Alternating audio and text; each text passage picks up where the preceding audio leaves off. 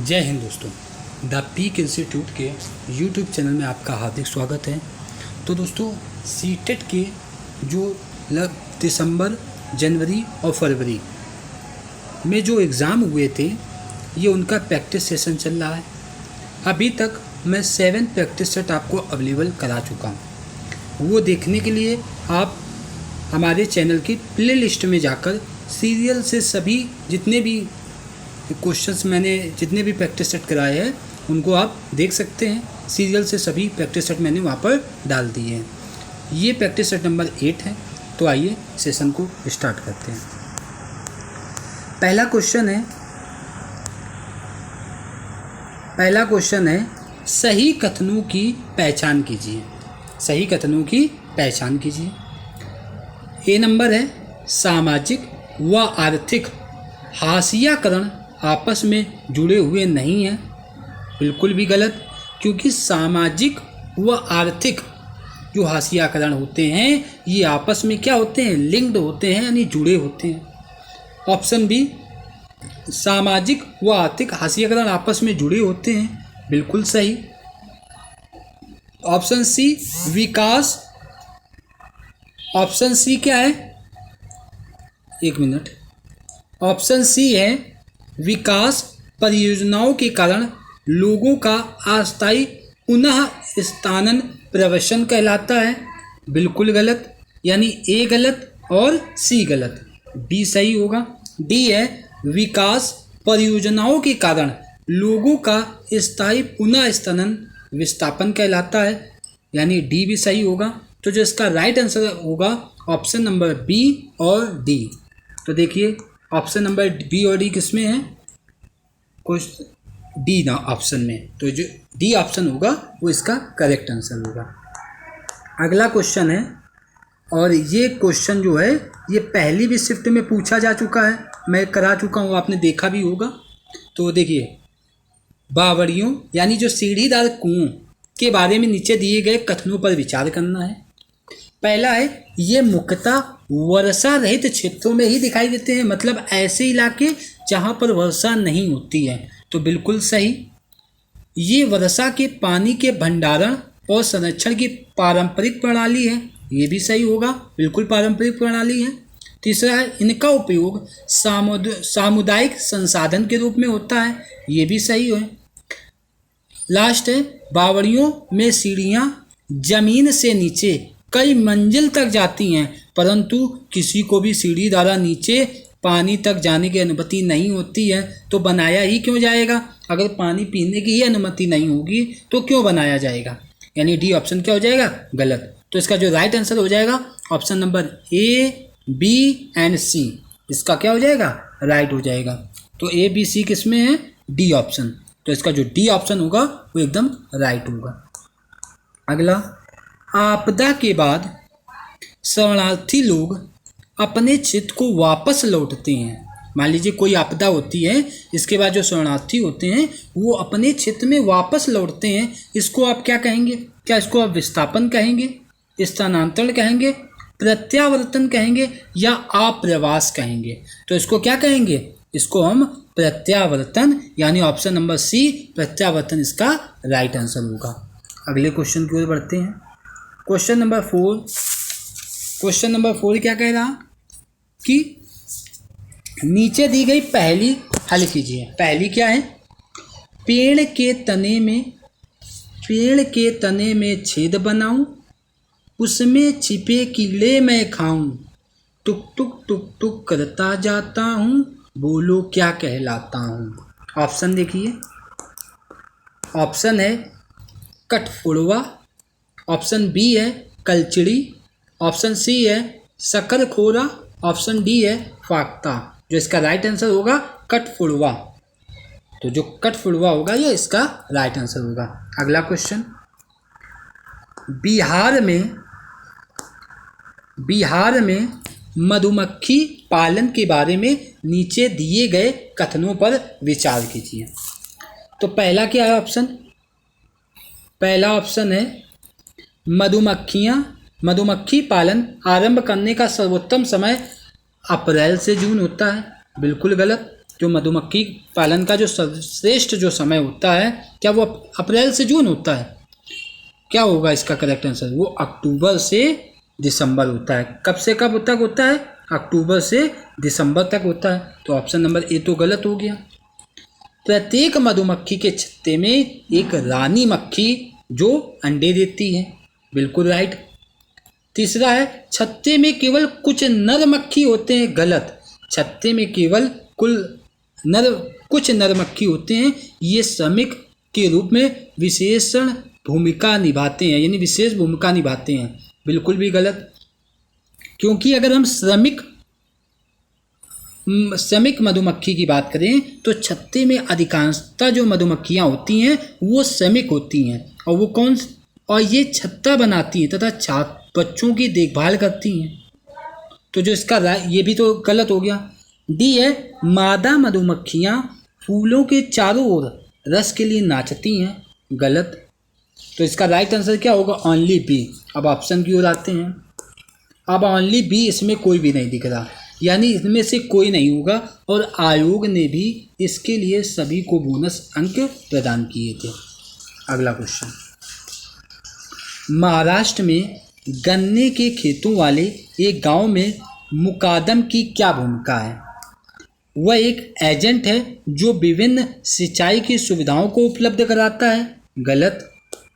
क्योंकि वो एक वो मुकादम की जो भूमिका निर्वाह कर रहा है वो एजेंट नहीं है। एजेंट तो है लेकिन वो सिंचाई की सुविधाओं को उपलब्ध कराता है, ये गलत। वह एक एजेंट है जो परिवहन को राशन बांटता है, ये भी गलत। जो आधुनिक कृषि सुविधाओं के प्रयोग को प्रोत्साहित करता है, क्या ये होगा? ये भी गलत है। डी ऑप्शन क्या है?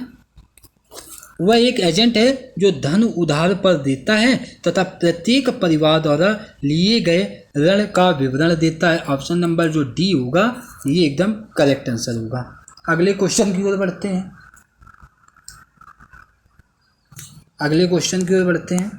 क्वेश्चन नंबर 7, खाद्य पदार्थों में प्रोटीन की जांच के समय खाद्य पदार्थ बैंगनी रंग का हो जाता है क्योंकि कॉपर सल्फेट लाल रंग का होता है तथा पेप्टाइड बंध के साथ अभिक्रिया के कारण बैंगनी रंग बनाता है, ये बिल्कुल भी गलत होगा। दूसरा, अभिकर्मक मेथिल ऑरेंज पीले रंग का तथा उसका रंग बदलकर बैंगनी आसानी से हो जाता है, ये भी गलत होगा। सी, खाद्य पदार्थ में पेप्टाइड बंध की उपस्थिति होती है, बिल्कुल गलत। खाद्य पदार्थ में पेप्टाइड बंध की उपस्थिति होती है, हाँ ये बिल्कुल क्या होगा? सही होगा। यानी ऑप्शन नंबर जो सी होगा वो हमारा क्या होगा? करेक्ट आंसर होगा। और डी में क्या बोला गया है? खाद्य पदार्थ में ओ पेप्टाइड बंध की उपस्थिति होती है, ये क्या हो जाएगा? गलत। यानी जो हमारा राइट आंसर होगा ऑप्शन नंबर सी, खाद्य पदार्थ में पेप्टाइड बंध की उपस्थिति होती है। अगला क्वेश्चन, रामू कमजोर मांसपेशियों तथा कार्य करने के लिए बहुत कम ऊर्जा की शिकायत करता है, उसे अभाव हो सकता है। देखिए वो क्या कर रहा है कि बहुत कम ऊर्जा की शिकायत करता है, यानी काम वगैरह नहीं कर पा रहा है और उसको थकान महसूस हो रही, चिड़चिड़ापन महसूस हो रहा है, उसकी जो याददाश्त है वो ऐसा लग रहा है कि वो भूल रहा है, या फिर उसे भूख नहीं लग रही है। तो ऐसी चीज़ों में उसको दिक्कतें हो रही हैं। तो ऐसी चीज़ें कब होती हैं? विटामिन B1 के कारण। और विटामिन B1 जो होता है उसका जो केमिकल नेम होता है वो क्या होता है? थायमिन। यानी ऑप्शन नंबर डी इसका जो हो जाएगा वो राइट आंसर होगा। पोचमपल्ली हमारे देश की एक राज्य का जिला है। पोचमपल्ली हमारे देश के एक राज्य का जिला है। यह जिला अपनी सुंदर चमकीली रंग बिरंगी साड़ियों और विशेष प्रकार की बुनाई के लिए प्रसिद्ध है। यह जिला किस राज्य का भाग है? क्या यह कर्नाटक का भाग है? क्या यह आंध्र प्रदेश का भाग है? क्या यह तमिलनाडु का भाग है? या यह तेलंगाना का भाग है? बताइए क्या इसका राइट आंसर होगा। तो पोचमपल्ली की हम बात करें तो जो पोचमपल्ली है ये तेलंगाना का एक मतलब तेलंगाना राज्य में का ही एक क्या है? जिला है। तेलंगाना राज्य का एक क्या है, एक जिला है जो अपनी सुंदर चमकीली रंग बिरंगी साड़ियों के लिए प्रसिद्ध है। अगला क्वेश्चन, क्वेश्चन नंबर 10, निम्नलिखित में से हमारे देश के पेट्रोलियम उत्पादक क्षेत्रों के युगल को चुनिए। ऐसे क्वेश्चन को हमेशा आप एलिमिनेट किया करिए। तो देखिए यहाँ पर क्या दिया गया, असम और राजस्थान, तो हो सकता है। और आगे देखिए बिहार, तो बिहार तो जाना ही नहीं जाता है पेट्रोलियम के लिए। तमिलनाडु ये भी नहीं जाना जाता है। पश्चिम बंगाल ये भी नहीं जाना जाता है। यानी राइट आंसर क्या हो जाएगा, असम और राजस्थान इसका करेक्ट आंसर हो जाएगा। पास पड़ोस के वातावरण में बदलाव के कारण छोटी छोटी समस्याओं से पार पाने के लिए जब कोई जीव अपने शरीर में छोटे बदलाव करता है तो यह क्या कहलाता है? क्या यह पर्यानुकूलन कहलाता है, यह अनुकूलन कहलाता है, यह अभिग्रहण कहलाता है, या फिर यह समायोजन कहलाता है? तो क्या होगा, जब आस पड़ोस के वातावरण में बदलाव के कारण छोटी छोटी समस्याओं से पार पाने के लिए जब कोई जीव अपने शरीर में छोटे बदलाव करता है ना, तो उसे हम क्या कहते हैं, पर्यानुकूलन कहते हैं। क्या कहते हैं, पर्यानुकूलन। यानी पर्यावरण के अनुकूल हो रहा है इसलिए उसे क्या कहेंगे, पर्यानुकूलन। अगला क्वेश्चन है क्वेश्चन नंबर 12, निम्नलिखित में से कौन सा समुद्री लहरों से होने वाला अपरदन एवं निक्षेपण नहीं है? ये ध्यान देना है, समुद्री लहरों से होने वाला अपरदन एवं निक्षेपण नहीं है। हम जल्दबाजी में कुछ और ही टिक लगा देते हैं, तो इसको ध्यान देना है। इसमें पूछा गया निक्षेपण नहीं है, तो देखिए मेराब है, खड़ी चट्टान ये भी बनता है, और क्या बनता है, ढेर ये भी बनते हैं, लेकिन जो पवन नोड मृत्तिका होती है लोएस, ये नहीं बनता है। तो इसका जो राइट आंसर हो जाएगा वो ऑप्शन नंबर डी इसका क्या हो जाएगा, करेक्ट आंसर हो जाएगा। अगला क्वेश्चन, वायुमंडल के इस परत में उल्कापिंड जल जाते हैं। किस परत में उल्कापिंड जल जाते हैं? तो सबसे पहले जानिए, हमारा जो वायुमंडल है वो 5 परतों में विभाजित है। पहला क्षोभ मंडल, दूसरा समताप मंडल, तीसरा मध्य मंडल, चौथा बाह्य मंडल और पांचवा बहिर्मंडल। तो मध्य मंडल वायुमंडल की तीसरी परत है जो समताप मंडल के ऊपर स्थित है और इसकी ऊंचाई लगभग 80 किलोमीटर तक है। अंतरिक्ष से आने वाले उल्कापिंड इसी परत में वायु के घर्षण के कारण जल जाते हैं। तो जो इसका राइट आंसर हो जाएगा ऑप्शन नंबर बी, मध्य मंडल इसका करेक्ट आंसर होगा। क्वेश्चन नंबर 14, यदि चंद्रमा का परिक्रमा पथ घटना शुरू हो जाए तो क्या होगा? यदि चंद्रमा का परिक्रमा पथ घटना शुरू हो जाए तो क्या होगा? ऑप्शन पे ध्यान दीजिए। ऑप्शन नंबर ए है, चंद्रमा एक बृहद गुरुत्वीय बल का प्रयोग में लाएगा। बिल्कुल सही बात है। निम्न ज्वार भाटा उच्च बन जाएंगे और उच्च ज्वार भाटा निम्न बन जाएंगे। बिल्कुल गलत। यह एक निम्न ज्वारी उभार पैदा करेगा। गलत। निम्न ज्वार भाटे पैदा होंगे। ये भी गलत। जो इसका राइट आंसर होगा ऑप्शन नंबर ए जो होगा इसका करेक्ट आंसर होगा। लद्दाख में स्थित पृथ्वी की सबसे ठंडी बसी जगह का नाम। अब देखिए ये आप लोगों के लिए नया क्वेश्चन है। लद्दाख में स्थित पृथ्वी की सबसे ठंडी बसी जगह का क्या नाम होगा? ये आप लोगों के लिए एक नया क्वेश्चन है, तो इसको समझिए। तो देखिए लद्दाख में क्या है, पृथ्वी की सबसे ठंडी बसी हुई आबादी वाली जो जगह है वो द्रास है। ये समुद्र तल से 3280 मीटर ऊंचाई पर स्थित है और इसे लद्दाख का प्रवेश द्वार भी कहते हैं। किसे कहते हैं? द्रास को। ठीक है। इसकी अधिक ऊंचाई के कारण ही यहाँ जलवायु अत्यधिक शीतल और शुष्क है। मतलब अत्यधिक ऊंचाई है जिसके कारण इसकी जो जलवायु है वो शीतल और शुष्क है। और लद्दाख को एक और नाम से जाना जाता है जिसे हम क्या कहते हैं? जिसे हम खा पा और चांद कहते हैं। लद्दाख को एक और नाम से जाना जाता है जिसे खा पा चांद कहते हैं। तो जो इसका राइट आंसर हो जाएगा ऑप्शन नंबर ए यानी द्रास जो होगा वो इसका करेक्ट आंसर हो जाएगा। Question number 16। क्वेश्चन नंबर 16 क्या है?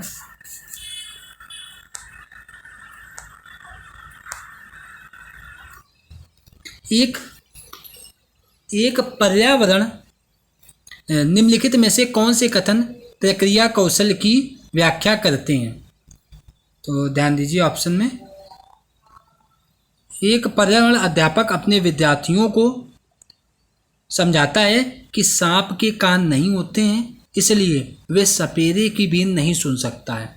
जो पर्यावरण अध्यापक है वो अपने विद्यार्थियों को समझा रहा है कि सांप के कान नहीं होते हैं, इसलिए वे सपेरे की बीन नहीं सुन सकता है। निम्नलिखित में से कौन से कथन प्रक्रिया कौशल की व्याख्या करते हैं? पहला क्या है? पर्यावरण के बारे में स्वाभाविक जिज्ञासा की अभिव्यक्ति, क्या ये होगा? तो बिल्कुल भी नहीं होगा। दूसरा, कार्य और कारण संबंध की स्थापना, बिल्कुल राइट आंसर होगा।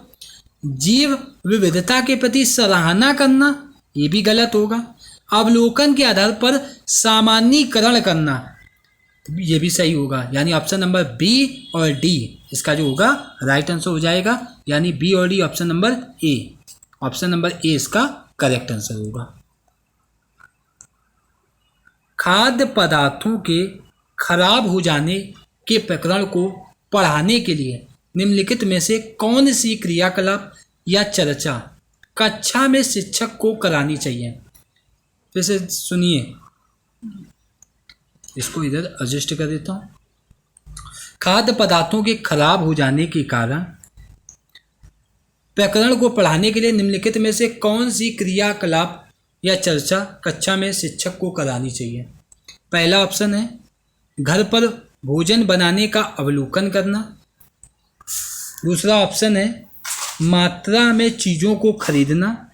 तीसरा ऑप्शन है चिप्स पैकेट को फ्रीजर में रखना। और चौथा ऑप्शन है किसी भी पदार्थ को खरीदने से पूर्व उसकी समाप्ति की तिथि यानी एक्सपायरी डेट की क्या कर लेना, जांच कर लेना।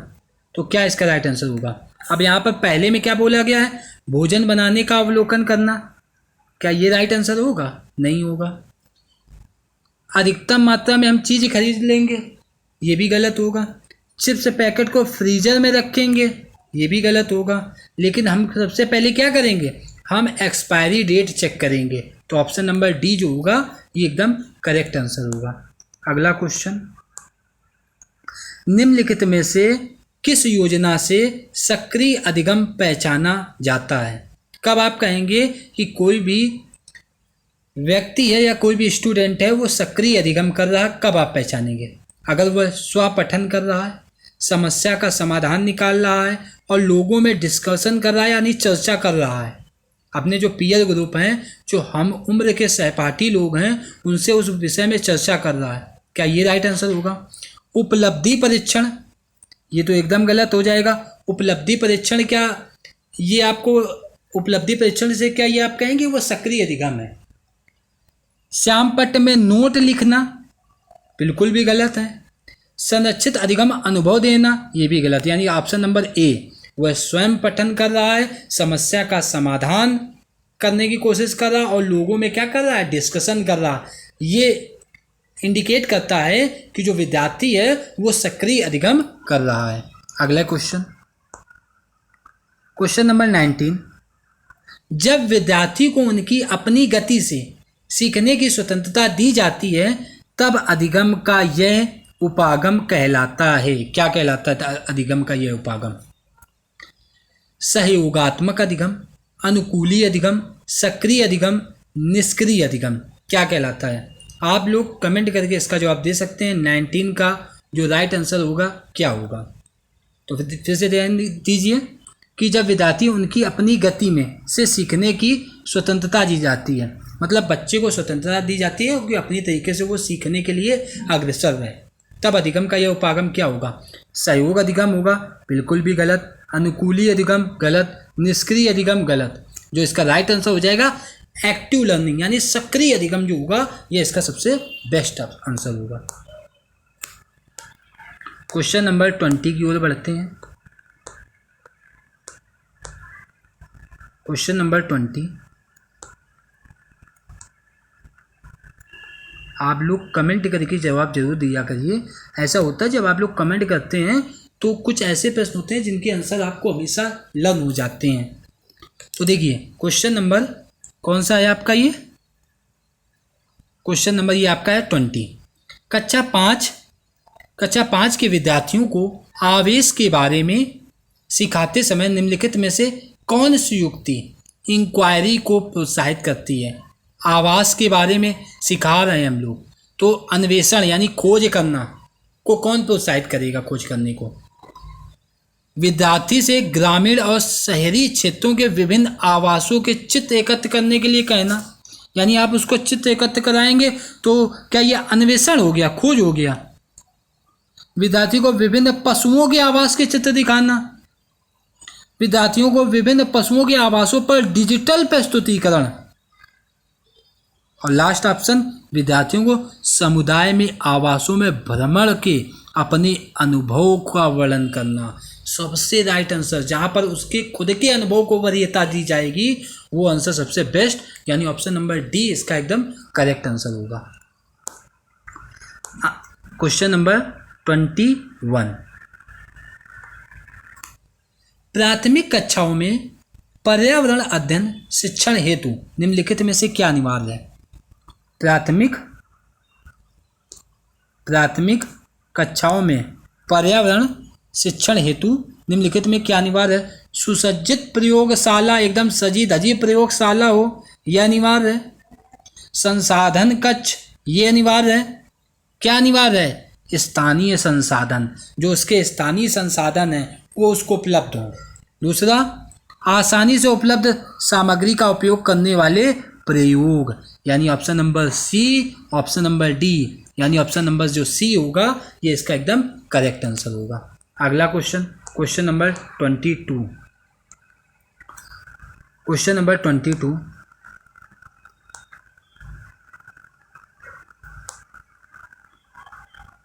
प्रयोगों के माध्यम से पर्यावरण अध्ययन सीखने में विद्यार्थियों के लिए क्या सबसे उपयुक्त हो सकता है। क्या उपयुक्त हो सकता है, ध्यान दीजिए ऑप्शन पे। प्रत्येक बच्चे को गतिविधि करने, निरीक्षण करने, रिकॉर्ड करने, अपने अवलोकनों का अर्थ बनाने की अनुमति दें। राइट आंसर हो सकता है, लेकिन और भी चेक करेंगे।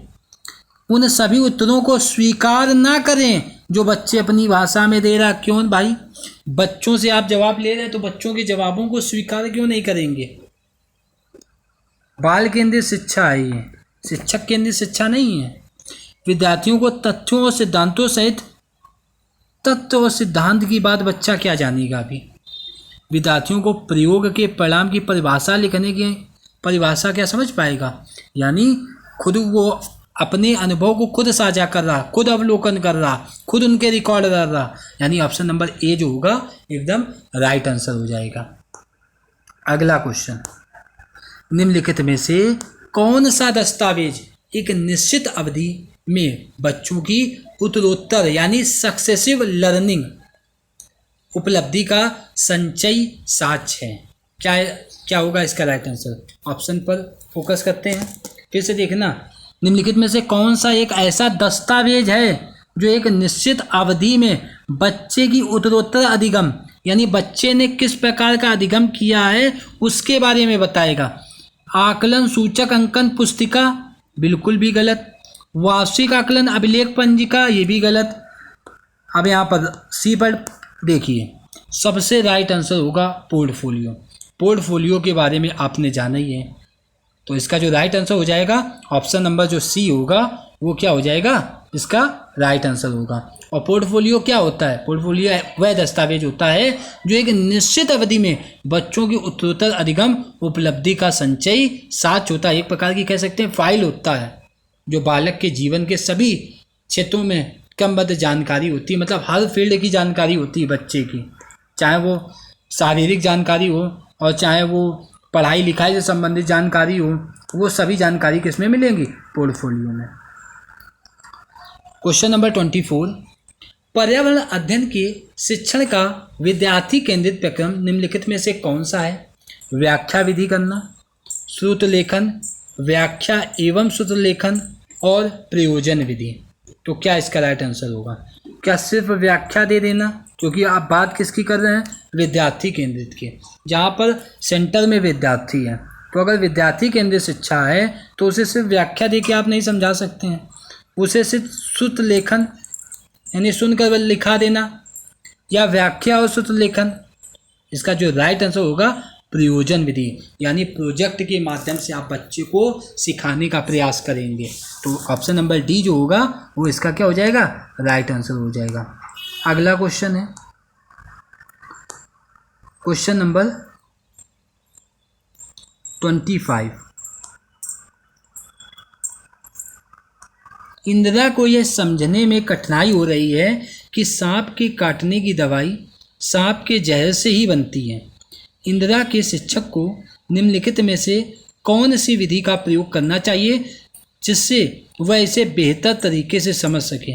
ऑप्शन नंबर ए क्या है, सांप के काटने पर इलाज कैसे किया जाता है, पर वार्ता के लिए डॉक्टर को आमंत्रित करें, बिल्कुल राइट आंसर हो जाएगा। बी ऑप्शन, सांप के जहर से दवाई कैसे बनाई जाती है यह समझाने के लिए सपेरे को आमंत्रित करें, क्या सपेरे दवाई बनाते हैं, गलत। शिक्षक द्वारा इस प्रक्रिया की व्याख्या की जाए, व्याख्या को कम ही तवज्जो देना है अगर हम सीटेट का एग्जाम दे रहे हैं।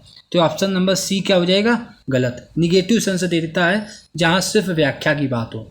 ऑप्शन नंबर डी, सांप के जहर की दवाई कैसे बनाई जाती है उस प्रक्रिया का वीडियो प्रस्तुतिकरण करें, यानी ऑप्शन नंबर ए, ऑप्शन नंबर डी जहां पर बालक प्रत्यक्ष अनुभव करेगा वो ऑप्शन हमेशा राइट होगा। तो ए और डी किस में है, ए और डी ऑप्शन नंबर ए, यानी इसका जो राइट आंसर हो जाएगा option number A and D. अगला क्वेश्चन, क्वेश्चन नंबर 26। एक पर्यावरण अध्ययन की शिक्षिका अनीता विद्यार्थियों के आकलन में उनके प्रदर्शन को दर्शाने के लिए प्रतिशत का चयन करने के लाभ का वर्णन कर रही है। अनीता का कौन सा कथन है, फिर से ध्यान दीजिए। एक पर्यावरण अध्ययन की शिक्षिका जो अनीता है वो विद्यार्थियों को आकलन में उनके प्रदर्शन को दोहराने के लिए प्रतिशत का चयन करने के लाभ का वर्णन कर रही है। अनीता का कौन सा कथन है, निचली कक्षाओं के लिए प्रतिशत उपयुक्त है, तो निचली कक्षाओं में प्रतिशत को क्या आप महत्व देंगे, बिल्कुल भी नहीं देंगे, क्योंकि आप निचली कक्षाओं में पढ़ा रहे हैं। तो आप प्रतिशत का क्या मतलब है, प्रतिशत का प्रयोग आसान है, कमजोरियों का वर्णन प्रतिशत होता है। ऑप्शन नंबर डी देखिए, प्रशासनिक उद्देश्य के लिए प्रतिशत का प्रयोग करने में एवं अर्थ निकालने में आसान है, यानी ऑप्शन नंबर डी इसका राइट आंसर हो जाएगा। अगला क्वेश्चन, क्वेश्चन नंबर 27। बच्चों के लिए खेलों वाले क्रियाकलापों की व्यवस्था की जाती है जिससे वे समाज के नियमों को समझें, सक्रिय रहें तथा अपने सीखने की प्रक्रिया को बढ़ाएं, लिंग संबंधी रूढ़िबद्ध धारणाओं को विकसित करें, या घर से बाहर बिना किसी रोक टोक के खेलें। तो देखिए ऑप्शन नंबर बी पर ध्यान दीजिए, सक्रिय रहें और अपने सीखने की प्रक्रिया को बढ़ाएं। यहाँ पर बालक स्वयं से सक्रिय है, तो इसका राइट आंसर क्या हो जाएगा, ऑप्शन नंबर बी। अगला क्वेश्चन, गतिविधि है, गतिविधि क्या है, पाठ्य पुस्तक में दिए गए सिद्धांतों का जो पुष्टिकरण है, क्या ये गतिविधि हो सकती है, पाठ्य पुस्तक की बात हो रही है। एक खुला व स्वतंत्र अन्वेषण है, यानी बच्चे को खुद ही खोज करने का जहाँ मौका मिलेगा, यानी वो खुद ही एक्सप्लोर कर रहा है उस चीज़ों को, तो ये इसका क्या हो जाएगा, एकदम करेक्ट आंसर होगा। सी पर देखते हैं, सी और डी पर, बच्चों को सीखने में सहायता करना, बिल्कुल गलत। अवधारणाओं को प्रस्तुत करने का तरीका, ये भी गलत। Question number 29। पर्यावरण अध्ययन किस प्रकार का विषय है जिसमें अन्य विषय समाहित हों, विषयक, अंतर विषयक, अंतरा विषयक। तो पर्यावरण तो ऐसा विषय है ही जिसमें सभी विषय क्या हो, समाहित हो, जैसे चाहे विज्ञान हो, चाहे सामाजिक विज्ञान हो, चाहे जीव विज्ञान हो, चाहे भूविज्ञान हो, मतलब कोई भी विज्ञान हो जिसमें सभी विषय क्या हो, समाहित हो, उसी को हम क्या कहेंगे, पर्यावरण विषय। ठीक है, तो ऑप्शन नंबर ए इसका क्या हो जाएगा, करेक्ट। और आज का लास्ट क्वेश्चन, क्वेश्चन नंबर 30। पर्यावरण अध्ययन की पाठ्य पुस्तकों में सामग्री कैसी होनी चाहिए? छात्रों को लिखित जानकारी देना, छात्रों को लिखित जानकारी आप देंगे। प्रश्न करने, अन्वेषण के अवसर प्रदान करना यानी खोज के अवसर प्रदान करना, तो बिल्कुल सही बात है, बच्चे को हम खोज के अवसर प्रदान कर रहे हैं। रटने को हतोत्साहित करना, बिल्कुल भी जो रटना है उसको डिस्करेज करना कि बच्चों आप रटो नहीं, आप उसको समझो, उसको सीखो, ये भी सही है। हतोत्साहित का मतलब होता है डिस्करेज करना। परिभाषा तथा विस्तृत विवरण से बचना, तो क्या ये भी, तो ऑप्शन नंबर जो डी है ये भी सही हो जाएगा। परिभाषाओं से बचना और विस्तृत विवरण से बचना, ये भी क्या हो जाएगा? राइट आंसर हो जाएगा। तो इसका जो राइट आंसर हो जाएगा B C D. B C D किस में है? Option number D. तो इसका जो करेक्ट आंसर हो जाएगा वो ऑप्शन नंबर डी, इसका जो होगा वो राइट आंसर होगा। तो ये वीडियो दोस्तों यहीं समाप्त होता है। अगर आप लोगों को वीडियो अच्छा लगा हो तो वीडियो को लाइक, सब्सक्राइब और शेयर जरूर करें। कई मित्र ऐसे हैं जो वीडियो देखते हैं लेकिन सब्सक्राइब नहीं करते हैं, तो उनसे भी मैं कहना चाहूँगा, अगर आपको लगता हो मैं मेहनत कर रहा हूँ तो आप वीडियो को सब्सक्राइब करें। और एक क्वेश्चन प्रैक्टिस सेट नंबर 6 का है, जिसके बारे में 2-3 लोगों ने हमको कमेंट करके बताया कि उसका जो राइट आंसर था 15 क्वेश्चन है। प्रैक्टिस सेट नंबर 6 है और उसका क्वेश्चन नंबर 15, उसमें क्या था? सरसों का तेल और मछली ये कश्मीर में खाई जाती हैं, जबकि नारियल का तेल और मछली ये गोवा में खाई जाती हैं। तो मैंने गलती से उसमें राइट आंसर गोवा लगा दिया है और उसका जो राइट आंसर हो जाएगा वो क्या होगा? कश्मीर राइट आंसर होगा, क्योंकि मछली और सरसों का तेल ये कहाँ पर? कश्मीर में। तो अगर वीडियो अच्छा लगा हो तो लाइक, सब्सक्राइब करना ना भूलें। धन्यवाद दोस्तों।